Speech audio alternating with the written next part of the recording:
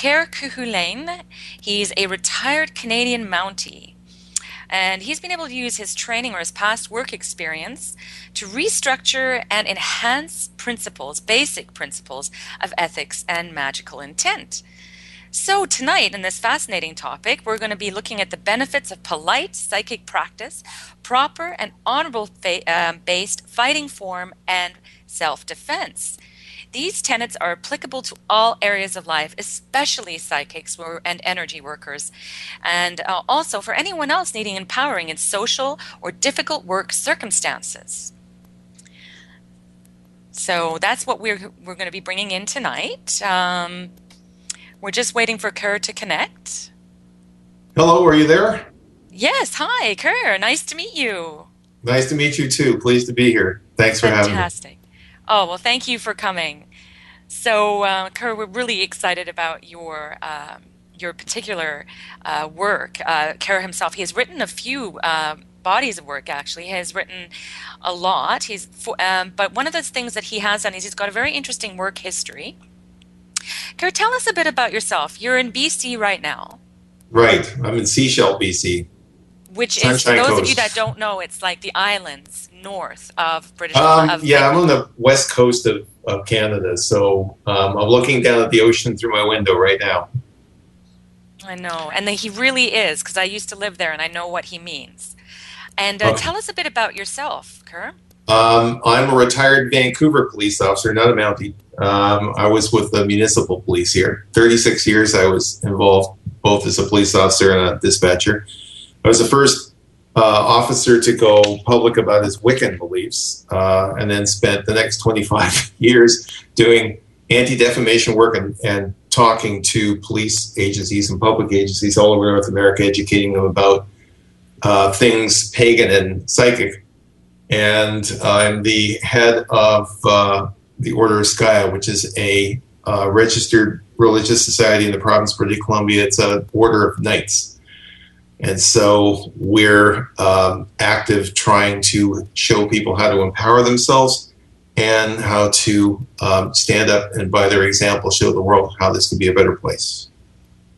Right, and this is what we found fascinating. One of the reasons I found you as well was because you had an interesting list that you had on the Order of Sky, your website, and Okay. one of the things that drew me into your work was the organization and the training or the discipline that you seem to even had in the layout of your books and your web design.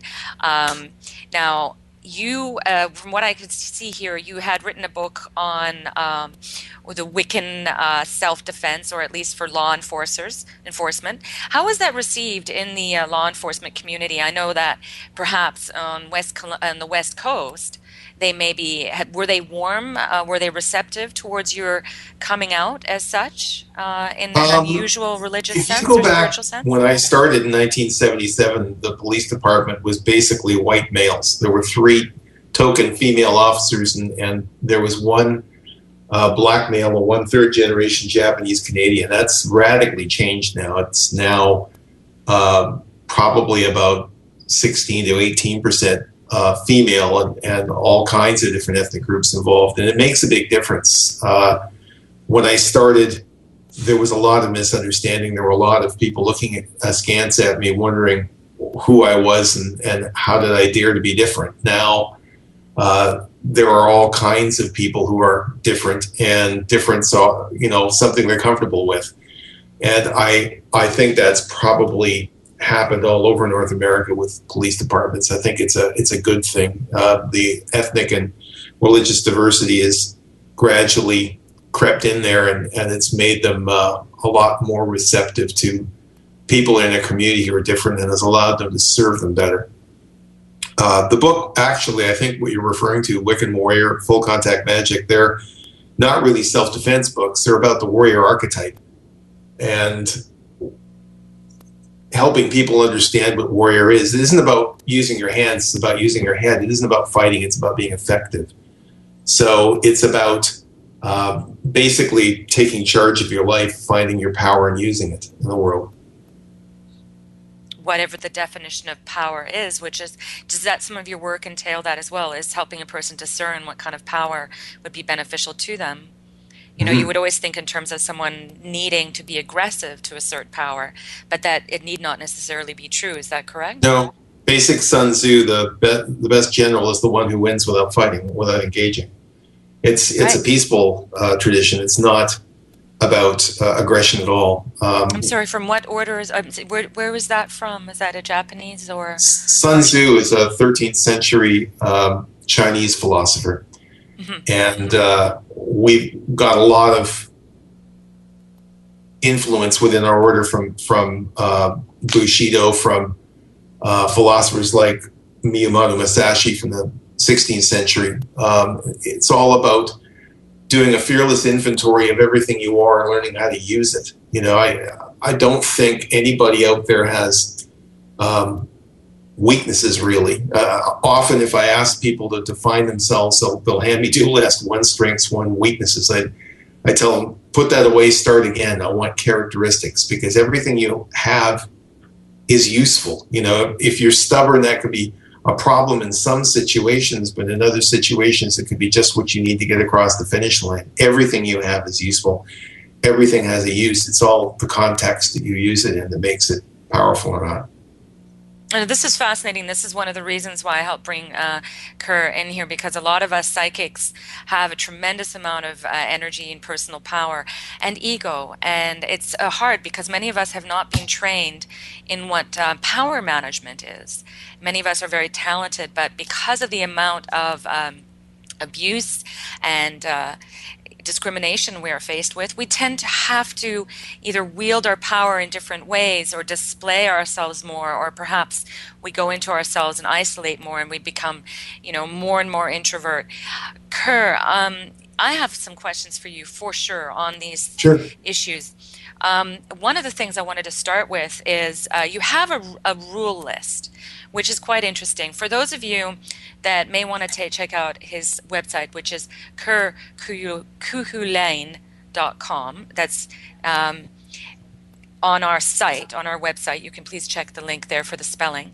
He has 11 tenets or 11 rules. Could you explain to me where you got your rules from? And there's a couple of interesting ones I want to point out for your Okay. Well, order. actually, the order has two lists. One is a list of 13 precepts that you use to order your life and take charge of your life, and the other is a list of 13 principles of chivalry, which the two complement each other. So you can have one for each month of the year, and then one left over for the year itself. The principal one, the one we start with in our precepts, is know thyself. And of course, that goes right back to the Delphic Oracle. That's basically your toolkit. Turning inwards, doing an inventory of everything you are, that's where your power starts from. My fellow author, Wiccan author, Amber Kay, once wrote in Real Magic, or True Magic, once you've told the world you're powerful, you can no longer be a victim. It's not that some of the people are my fellow knights in the order weren't victims at one time, but they don't see themselves that way anymore, because they've taken charge of their life. You can let yourself be blown through life, let the currents all around you drive you along, take you where they will.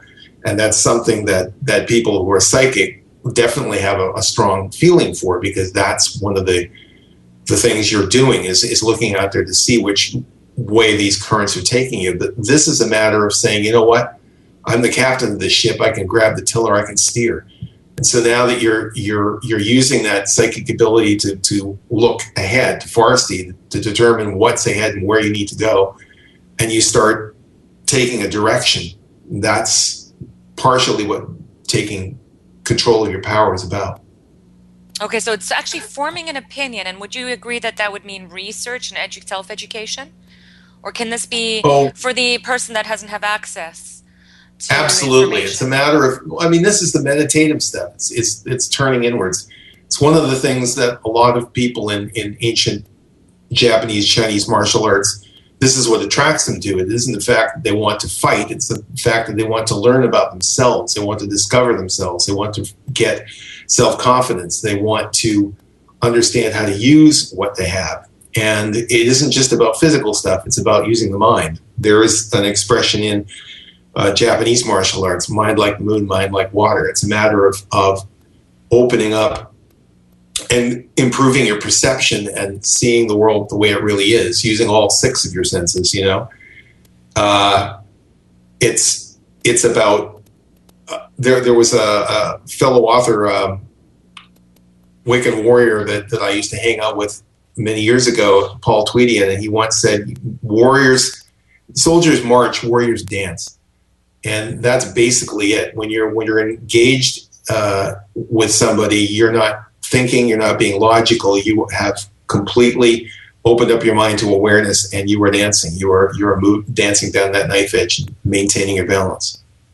And for those of you that don't, we have to remember to get people, remind them about what the idea of being a warrior is, because one of the some very good YouTube videos that you have, they really do delineate, he has these weekly or daily updates, they're phenomenal. It does actually outline, in a sense, how you cannot be held captive by your own anger, and what actually makes a knight. Okay, let's say the term of a knight, and let's define that, because there's a couple of things I wanted to go into. One is the definition of an order. You call it the knighthood, and one would imagine that a knight may elect not to go into battle. To me, on a chessboard, it's a strategic adjunctive. It has to be used at some point, but it's usually in order to further a game. What, in terms of, like, you had the structure of a pawn, you have a structure of a knave, would you be able to give us a bit of background, please, about Sure. what the order of a knight is, and can they be actually equal to a king? Because Well, possibly they just didn't elect to become one. I tell people I don't want followers, and I don't. That implies that people are drawing power from me.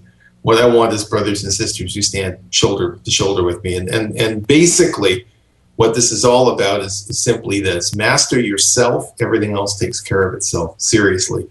So this is about achieving self-mastery. And we have 3 levels of initiation. Basically, you come in as a novice. You do that inventory, you discover about yourself, you discover how your chi, how your energy, your life energy works, how your psychic abilities manifest themselves, because everyone is different.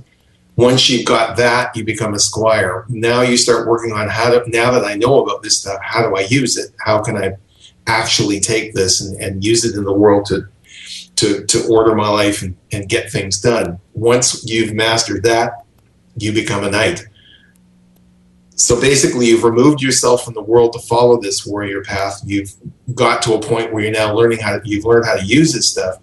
The last phase, mastery, is turning around and going back into the world and helping other people do this. And that's the last level. The one that I'm on is the master. So it's leaving the world, learning about yourself, and returning to it. It's a circular journey. It takes you all the way around. But at the essence of it is self-mastery. That's basically what it's about. It's owning taking responsibility. It's not using any of this guilt that you see so many people obsessed with within the modern Western world. But I don't do guilt. I do responsibility. We don't do thou shalt not. We do I will not. It's right, which quite different. It means you have to take a very close look at what you're doing and own it. There's a thing within the Wiccan religion that I come from called the Wiccan Rede, and it says, "And it harm none, do what thou wilt." And the first part, harm none, that is pretty obvious. You're trying to take responsibility for your actions, and if something you do affects somebody, you own it, you fix it. But that second half of this double-edged sword is be all you can be, reach for the stars, carpe diem. It's saying you have power, use it. And so the power and the responsibility, go hand in hand. What would you say for those people who are like big brothers of children or big sisters? and that they're, thrust into a role of being an example or a knight or a responsibility maker. How would you characterize the life of the unwilling, perhaps participant or practitioner? Some of us psychics have definitely probably never elected to become in any way, to embrace our work. Yes, you were saying. You know. Yeah, no, I see where you're going with this. And Yeah. I've run into this many times. The person who has suddenly discovered they have psychic ability and they're not sure that they never really asked for this. It's just something was thrust upon them. It's a funny thing. Spending all those years as a police officer and surrounded by officers who have to pay very close attention to what's going on around them, and like it or not, that will enhance their psychic ability as well. And you Good hear them point. talk Good about point. hunches and gut Yeah. feelings and instincts, but they'd rather, shoot themselves than admit that they have any psychic ability. Everyone has psychic ability. Wow, most Let's of us start never there. thought about that. Like, I know There's that there this are some. experiment that I've been doing Oh, with classes all over North America. I've been doing it for years. What I do is I go walk into a group and I say, okay, who here doesn't think they've got any psychic ability? If I had a thought in my head, if I was focusing on an object, you wouldn't be able to tell me what it is. And you'll generally get some people putting their hand up, and I will choose one of them. I will sit them down, and I will say, I've got a bag over here on the table. There's something in it. I'm focusing on that thing that's in that bag. And all I want you to do is close your eyes. Now I've taken away 70% of your perception right there. So I'm forcing you to pay attention to the other 5 senses. And what I will simply do is say, okay, start focusing on all the different things you can hear. Then we'll focus on the things you can smell. Then we'll focus on the things you can feel, the wind in your face, or the feet on the floor, all the different things, all of those other senses. And eventually I will get to that last one. I will say, all right, I don't want you to think, I want you to say the first color that comes in your head. And so they will give me a color. So give me the first shape, give me the first texture. What does this thing feel like? Nobody has ever failed. You go reach in that bag, it's the color, it's the shape, it's the texture every single time. And it's really quite simple. It's not because I have immense psychic power and I'm putting this into their head so they couldn't possibly not see it. What I'm allowing them to do is to take it apart. It's one thing to look at this other space, this other reality out there. It's another thing to understand it. We're generally, a lot of us, very talented within the psychic community, getting people to connect with alternate realities, alternate mind sets. But we're not necessarily, some of us, very good at helping people understand what they see there. It's kind of like picking up a book for the first time. You see all of these meaningless symbols until someone comes along and says, well, these are letters, and they have sounds, and if we put them together, they form a combined sound. It's a word, it has a meaning, and we collect them and we have sentences. And now, eventually, when we open that book, we can see a world of meaning in front of us. It's the same sort of thing. If you take the thing into pieces, it makes it easier to see, and you can eventually get used to using those pieces, putting them together, get better and better at seeing in one way or another. It could manifest as clairvoyance or clairaudience or however it works for you, but everybody has psychic ability, everybody. There was a famous experiment that was done in the United Kingdom decades ago where they took children 5 to 8 years of age. Half of them they put in a room with senior cards with the symbols on them they used for testing psychic ability. Other half were in the other room with a pad of paper and a pencil. And they said, draw on the paper what you think the other person in the other room is looking at. 85% got it on the first attempt. But then if you got somebody my age, and I'm 59, and said, okay, let's do this, you'd be lucky to get 49% because people have been telling you for years and years and years, you can't do this. It doesn't happen. It's not true. We all have this ability. So the thing is, if you've got a natural bent to this, if you have this running over top of you and giving you stuff that you don't understand, that you don't necessarily want to see, this is why you need to develop the power. Because what you need to do is be able to turn down the volume. You need to be able to turn it on when you want to see it and shut it off when you don't. And I would agree with you. I think that that does take a tremendous amount of self-discipline in other areas of your life. I think a Mhm, lot of people approach it and they tend to approach it purely mystically, purely training themselves in spiritual or divination techniques, and they forget about basic practice, like the samurai. Basic practice for the samurai was to stay clean, orderly, wake up at a certain time, dress in a certain way, remain quiet. If you read the Hagakure, I don't know if you've had a chance to read that, but the mhm, way of the samurai is very, very particular. And you really do have to follow a tremendous amount of discipline, even to the point of forsaking love. Most people are not prepared to do that.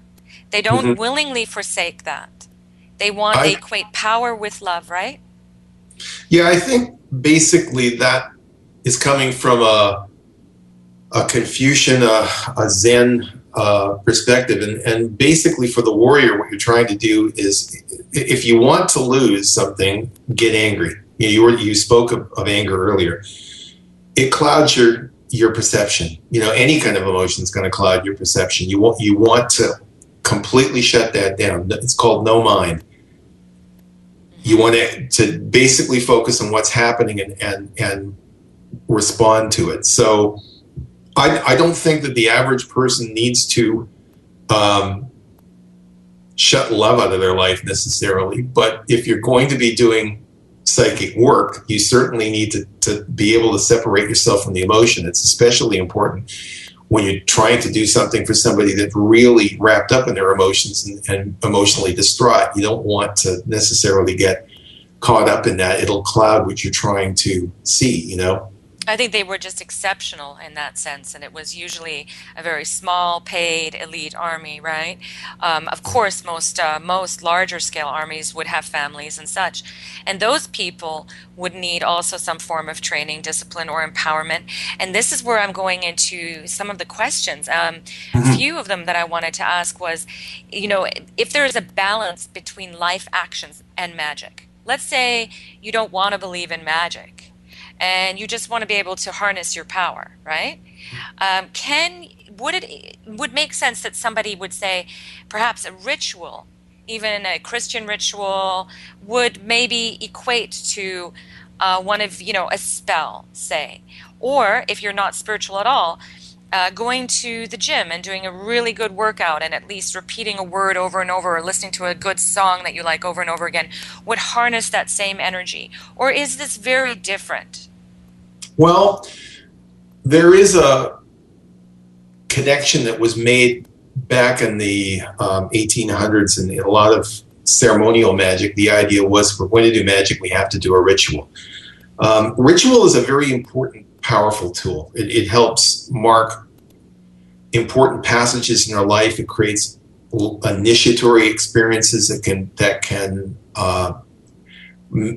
completely transform us. It helps us see the mysteries of ourselves and the world around us. But you don't have to do ritual to do magic. Magic, I can define it in 3 words. Energy follows intent. Let me say that again. Energy follows intent. That's it. So you could basically make something change by going for a bike ride. As long Yep. as, If and what would if you define as if intent? you Most people would think it's wizardry and big, no statements and such. What no would you well, I mean, define? there. If you go back to the ancient Chaldean magic, the idea was it's kind of this Newtonian universe, and you need to use the right word to pull the right lever to get everything to work. Hmm. And that's not the way it is from my standpoint. This is more of a quantum thing. There is a unified field connecting everything. Everything is connected to everything else. And all you need to do basically is find the right line of force and just use the slightest amount of intent, energy in that direction, and things start to fall down like dominoes. There's a website the people listening to the show tonight can check out. It's called the Intention Experiment. Go Google that. And the whole purpose of the thing is for people to, on a monthly basis, choose a certain thing that they want to alter and get as many people as possible at the same time to focus on that intent. And they choose things that they can then measure the I experiment to know, I've see seen that. Hey, a what kind number, of a a random result they can number. get. Check that out, because I mean Yeah. precisely what I'm talking about. I used to freak out my fellow dispatchers in the beginning because you go in there and it would be an extremely busy night. Here's the 4 different channels, and it's Friday night, and it's all crazy. And the person you're relieving at the beginning of the night shift is saying, "Are you sure you want to sit down here?" It's just completely a gong show. And you say, "Okay, yeah, no problem." You sit down, and there's channel 1, and it's going up in flames, and there's channel 2, and it's just crazy, and there's channel 3, and it's completely out of control. And here's me. I've been sitting there for 45 minutes, and the screen is flat. And you go, "What are you doing? How did you do that?" It's intent. You put that calming intent out there, it will level it out. It'll make it work. You have that power. You can do this. That's magic. I'm not saying special words. I'm not waving a magic wand. I'll tell you about magic wands. If I stopped the average person in the street of North America and said, "What's a magic wand?" He'd say, "Oh, it's a stick. It's got a star on the end of it. You wave it around, bippity boppity boo, swish and flick." If you went to somebody in mainland China who was doing Tai Chi or Zhanjiang or something, and you said, "Show me your magic wand," they'd take the thumb, they'd fold it over their little finger and the next finger, and they'd point with the other 2 fingers. That's a wand to them for directing chi. You don't need anything to do magic other than what you came into the world with, and it's as simple as energy follows intent. If you learn how to sense your energy, you learn how to focus your intent. That's that mental discipline you were talking about, and the sky's the limit. It's amazing what you can do with it. I know. And then I've seen that they say that's for the home crowd advantage, and that they were actually able to measure differences in certain numbers that the crowd was able to spike. And they've done this experiment many, many times. Yeah. They have been proven through random number generators. You guys can go and do it yourselves. Just Google random number generators. Have fun and watch your ideas transform. Famous experiment, yes. So in other words, that can leave us open to, what I've thought are, problems like computer errors. If you want to go into magic, going into computer telemetry and all of such things, I would find it quite interesting to do an experiment on that. But yes. For the purposes of intent, because you're going to get a lot of people now with the internet, with a tremendous amount of frustration, probably locked indoors, unable to, go out, get out, or they're locked into their computer. They're going to be focusing intent, right? So for these people, because I imagine that we're all stuck in this right now. We're stuck on all of our gadgets and devices. What I would love to look at today are the ideas of what people are having problems with right now, which is like, online fighting, online. If you have a situation where, as an empath here, I know when someone's vibing bad vibes to me. My empathic technique is to pretty much sense the child-like essence in them, bring them back to a more diminutive age that I can probably relate to on a friendlier basis, and relate to them as an 8-year-old, and not as a condescending 8-year-old, but just what the inner child is. That's some of the techniques I have. But I wanted to ask you, you must be coming across a lot of people in your order that come in that that still have traces of being, say, gossips, or they have bitterness, or they have one-upmanship, brinkmanship, or, they want to take it on to sort of their own personal ascension level because they were taught that to be strong, you had to be aggressive or defensive, right? Right. What do you do with people like that? First rule of magic, you create your own reality. That's where it starts. If you don't like the reality that's happening around you, don't look at other people or other causes. Look at yourself first, because you're probably causing it. And you have the power to change it. You can make that reality quite different. And it's ridiculously simple to do, really. But that's basically where you have to start. I mean, and what you do is not necessarily going to work for everybody, because everybody has their own way of doing things. One of the people that I am very influenced by, and I mentioned this earlier, was Miyamoto Musashi. He wrote a book called The Book of Five Rings. He was a samurai warrior, was never defeated, and he eventually went and became a monk, meditated for 10 years, and then ultimately wrote this book to explain how he had achieved this. Yeah. And his most important precept, and he had 9 precepts that he worked with, was called diligently follow the path of two swords as one. And what he meant by that was samurais had two swords. One was long, one was short. In a given situation, you're faced with an attack. You have to decide which of these two swords you're supposed to use. And people have been telling him for years, you're doing it wrong. You're untraditional. You can't do it that way. And the reason that we're telling him that was because this sword is designed to be held by two hands. All katana are meant to be that way. Well, he figured, I got two hands, I got two swords, I'm going to put one in each. And people said, you can't do that. But he was never defeated because he found a different way of doing it. This is the point of the whole thing. Don't do something because everyone else is doing it. Do it because it works. If it works, keep it. If it doesn't, bin it. It's as simple as that. Which means when it comes to at least engaging in something, you can be creative. You don't have to follow a group of people, and you probably make it work for yourself. Oh, and we are going to just quickly cut to a commercial, Kerr. We will be right back, and we will finish and definitely or continue with this conversation. It's fascinating. One moment, please. A new era in psychic services has begun. PsychicAccess.com.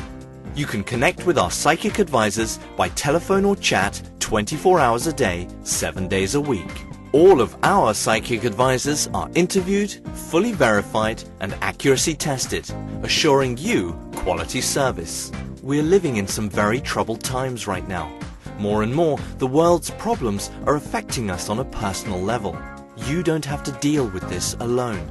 Our highly accurate psychics, caring advisors, and talented mediums can help with situations you are currently experiencing and can let you know what the future may hold for you. All new customers get a free 6-minute reading. All you have to do is register. Why not visit us now and get a free reading at PsychicAccess.com.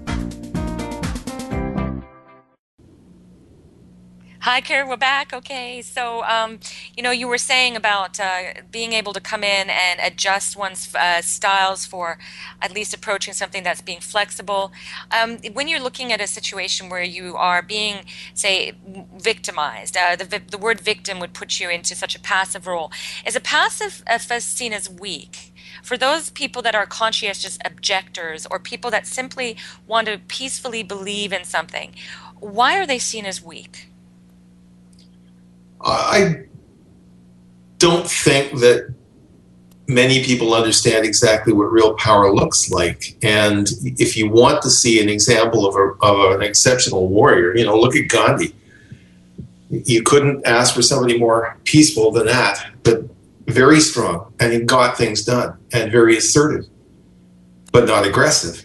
Warrior isn't about fighting, it's about being effective. Again, it's not about using your hands, it's about using your head. It's about taking charge and making things happen. And this doesn't necessarily mean that you are overpowering somebody. It means finding ways to link your power with other people and do stuff together. So how do you mentally prepare or stand down if you're on the defensive? Or when do you decide to make an offensive move when you're in a situation? Well, that's part of what you're doing when you're looking at a situation. You're trying to nurture the ability to perceive the truth in all matters. That's one of our precepts. You want to try and get a clear picture of what's going, and you want to try to sense what direction the energy is going, and you need to try to redirect it. There's an old adage in martial arts: when they push, you pull; when they pull, you push. You use the energy that's coming at you or being drawn from you. You don't have to use your own force. You can use the stuff that's around you. I have people that often write to me and say, I need to defend myself from psychic attacks. No, you don't. What you need to do is get a sense of how to work with energy, and you need to swim. You need to find the currents and divert the ones you don't want and grab onto the ones you do. Well, that's what they call leading from behind, I believe. That's what they've stated that term is being able to gather energy around you and let it build on the momentum around you. Specifically when you're under threat, would it be worthwhile even paying attention to a threat, let's say magically? Okay. And was that a way of diffusing it? Or do you have to always concentrate your power and go, I'm under threat, now I better concentrate my ball of power that way? Wouldn't If that be like a somebody's way of engaging sending in it? something negative at me, I'm just going to divert it and ground it out. Eventually, they're going to realize it's not having any effect, and they're going to throw up their hands and give up on it. If they're trying to pull something from me, well, okay, then I'm going to let you have a tsunami. You can have all the energy you want.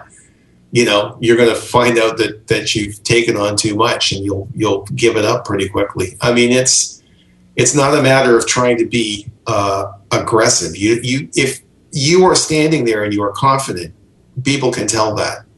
The number of times I avoided conflicts when I was a police officer simply by standing there and making it very evident that I had this power. People just sort of put up their hands and say, okay, I don't even want a piece of this.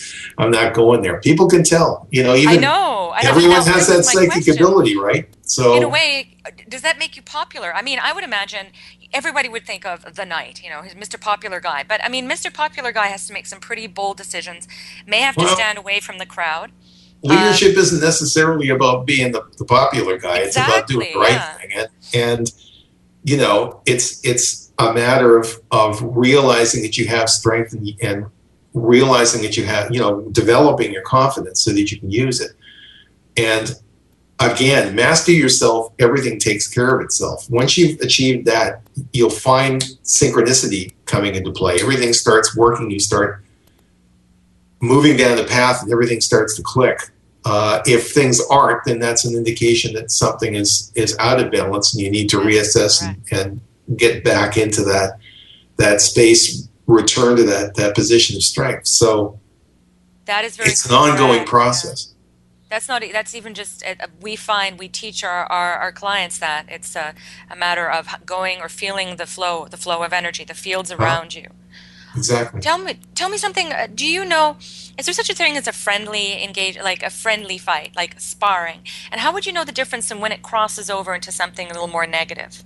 Oh, I mean, if you have people who are listening to us right now who are martial artists, they'll understand there is such a thing. I mean, kumite in Japanese martial arts like Aikido or karate is judo. It's two people entering the ring, bowing to each other in respect, engaging. One's going to go down ultimately, and the one standing is going to win that, and then they're going to get up, they're going to bow to each other, and going to recognize that they have learned something, both of them. If you put on a black belt, basically what you're saying to the world is, hey, I'm ready, test me.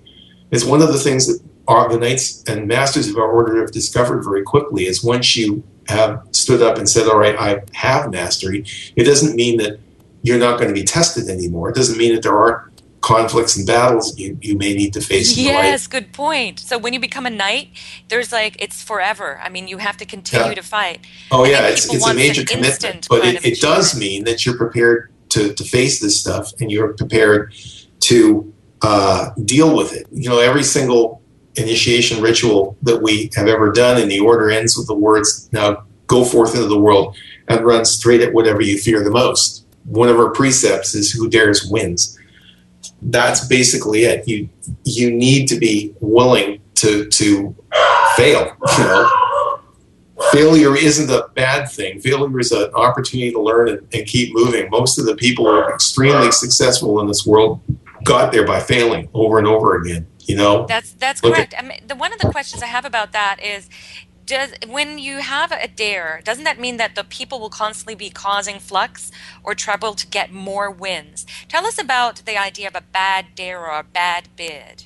To dare isn't necessarily challenge another person. To dare is to permit yourself to take that leap into the unknown and try something that you haven't done before, to try and push the envelope out, extend your abilities beyond what you were able to do in the past. It isn't necessarily about knocking heads with somebody else. It's about daring yourself. It's challenging yourself is what it is. I would imagine that some people would try and the mountaineer climbing Mount Everest. He's not going after a person. He's going after himself.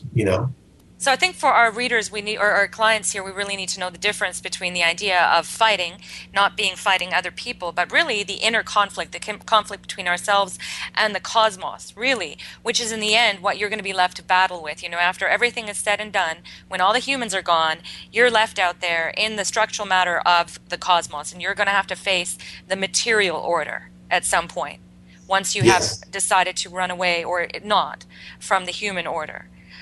You ran a martial arts training academy.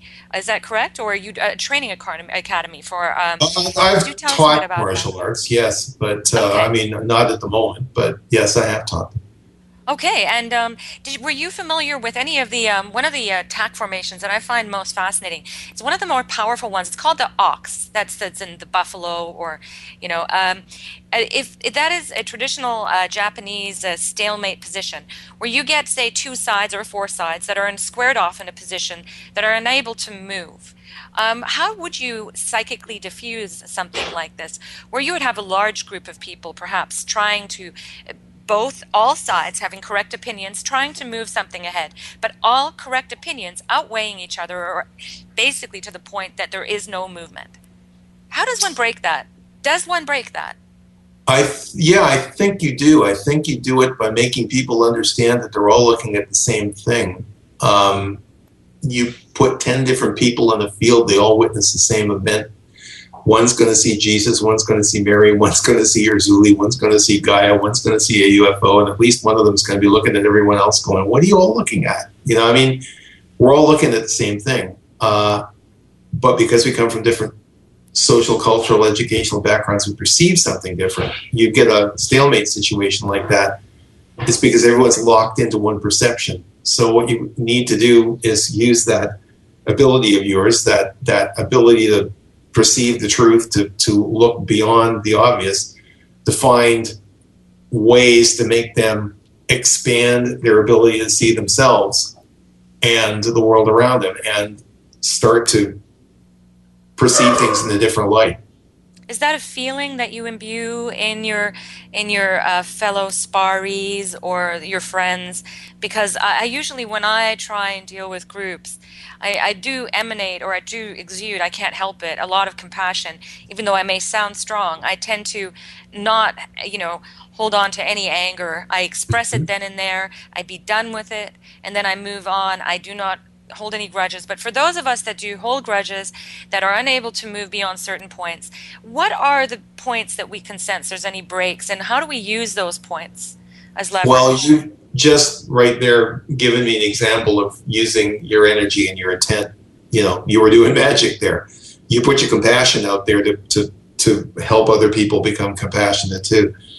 But I mean, again, this is a matter of if they push, you pull, you pull, you push. It's not a matter of finding some sort of force to overwhelm them. It's finding where their force is going and directing it, you know? So finding a And common ground would be a good idea. And there's no special meditation, or for those people out there that are not practicing, that are in this every day, what would be their focus? well, you know, it's funny. Meditation, again, when I was starting down this path 44 years ago, people told me meditation was sitting down, hopefully in a lotus posture and staring at like a candle flame or a mandala or something. And that isn't necessarily so for everybody. There are all kinds of different ways to meditate. And frankly, I find it easier to meditate in motion, doing, Sinawali with my Eskrima sticks or whatever. But the whole idea of meditation is to open your mind to sense all of those currents around you, to connect with them, so that you get a sense of where they're coming from, what direction they're going in, and which ones you need to pay attention to, I and would which ones imagine you you need would have to been a divert. very good So, negotiator. For those of you that don't know a bit about Kerr's background, he was a hostage negotiator in Vancouver when I was living there. Goodness, Kerr, what was going on?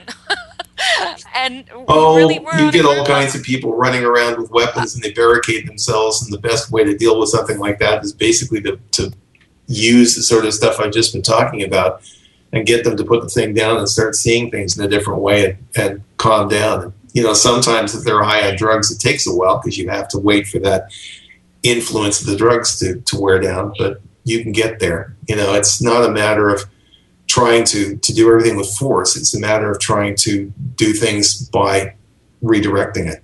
I mean, you must have bonded then with some of the people that you must have helped. I mean, and that's what we Oh tend yeah, to do. I spent 9 years Yeah. in mental health emergency services, me and a psych nurse going around dealing with people who are mentally disordered. That gave you all kinds of interesting perspectives on how people's minds can work.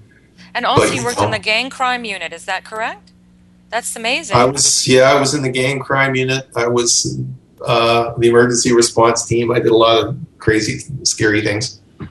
Yeah, but you survived and you were able to master that and come out with a tremendous amount of Yeah, I made it through a career without ever having to shoot anyone. I'd been shot at, yeah. but I was able to, Wow. people attacked me on 3 occasions with knives, and I stopped them with my 2 hands. What did you That's do? Did you just part of the look them reason in you the do eye? this, Did you this look training and this away? discipline. What did you do? You control other people's force, When you're presented in that situation, because here in Toronto, lots of aggressive people everywhere you go, what do? Do you look away? Do you smile? Do you look them in the eye? Do you generally, I project I do what I call almost like a foot stomp. I sort of just project almost like a thunderbolt into the ground, and that tends to clear the area around me. I find that's a very powerful way to diffuse some of that. People will step back for about at least definitely 6-8 putting feet, right? the sign up saying don't try this, don't test me. But what it comes down to, however this works for the individual, it's a matter of being able to display confidence. Somebody out there who's looking for trouble is generally going to steer naturally away from people who appear confident. If this person that they're looking at looks like they can handle themselves, they're probably not going to try it. They're looking for somebody that looks frightened, that looks like they identify with victim, looks like they don't think they can handle something. That's the kind of person that a predator like that is going after. And if you don't display those sort of things, you're probably going to avoid most of it. And lastly, you're dealing with a lot of depressive people that want to yield. They want to learn power. They want to do something good, but they don't have the personal self-esteem and power to do that. And they're not necessarily being placed in all these crazy situations or out there fighting gangs and such. And they're how do we empower those people to see the little things? I mean, I spent a good 10 years of my life very, very ill, pretty much disabled in the outback. I know exactly what that's like, not having any stimulus and not knowing if there was anything magical to engage in around me. For those people, the unemployed people and the people that can't do anything right now with their lives, the unwilling pacifists, what would you have to say to us? An awful lot of people use that title victim as a crutch. They use it as a reason why they can't. And what you need to do is discard it. You need to throw it away. You need to find your way. You need to empower yourself. You need to seize your power. You have it. I don't care who you are, what kind of condition you're in, depressed Exactly. or whatever. You have it. What do bored people, how do they harness it? What do video games do? We have so many questions for you. We only have 3 minutes left. Oh my goodness. But would you say one of the things we wanted to quickly cross was in terms of magic not being people sometimes comment that they like having a pet to accentuate their magic. You had a very good analogy about this that you could have described for me. You were telling me about instead of using a cat to amplify your magical power, you tell me that story that doesn't involve animals or any kind of ritualistic or animal or taking advantage of any other animals. You were telling us about that the other day. Okay, I'm trying to remember the story here. Well, there was that, there was the Chinese finger wand, and then you said, so I take a hammer, and that... Oh, yes, okay, all right. Yes. Basically, there's something I do in classes. I walk in, I put a hammer on the table in front of me. I just stand there and look at it and don't say anything for a few minutes. And then I say, you know what, it's not doing anything, it's sitting there. But then if I pick this hammer up, I can direct kinetic energy. I can pull nails, I can drive nails. Same thing with a magic wand. It's just a stick. And you wouldn't need to use it's a focusing tool, just like any martial artist will tell you. Any stick is a focusing tool, a quarterstaff, a sword. It's also an antenna, and you can use it to receive energy, to determine where the energy is flowing around you. But ultimately, they're tools. and you don't need them. All you need is yourself. You have everything you need right now. Since the day you were born, you've had it. It's simply a matter of learning how to use it. Kerr, we have 1 or 2 more minutes left, and we have a good point here. So one of our participants in the group here is saying, anger can be beneficial. It can motivate change. It can be a motivator. Certainly can. Absolutely. Do tell us when it's appropriate, please, and how it feels to have appropriate anger.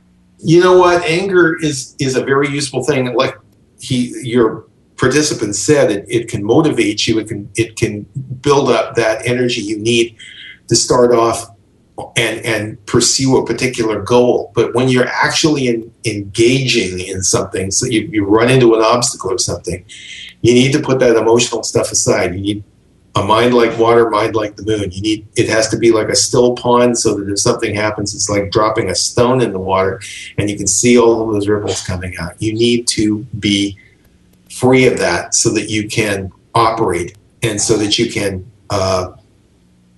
and that's basically what the martial artist tries to do is get away from that, capture that no mind. If you want to lose Kumite, you're going to spar with somebody, get angry, you're going to lose. You're going to end up on the mat, guarantee it, because it will cloud your perception every single time. You need to put that step away from that, put it aside. You need to get into another reality and simply perceive. And finally, a sense of humor must produce very good magic, not? I'm sorry, what was the question? A sense of humor would also produce good magic, would it not? If you really understand yourself, you're really comfortable with yourself, you should be able to laugh at yourself, Absolutely. And that would probably be, I think, the purest way of probably resolving any problems, if possible. I found that worldwide. A smile very often. One thing can break tension so quickly. Indeed. A fascinating chat with you. Kerr, you are writing some books right now. I was reading about on your website that you have been so busy in your practice. Do tell us what you are bringing up right now in terms of your work, and we are going to be... The last book that I put out in a metaphysical sense was How to Be Glorious, which is talking about a lot of the things we've been talking about tonight. And it's out there as an ebook and also in print. I also write sword and sorcery fantasy, and I'm working on the 3rd book of the Purification trilogy right now. Yes. And I'm hoping that's going to be out in November.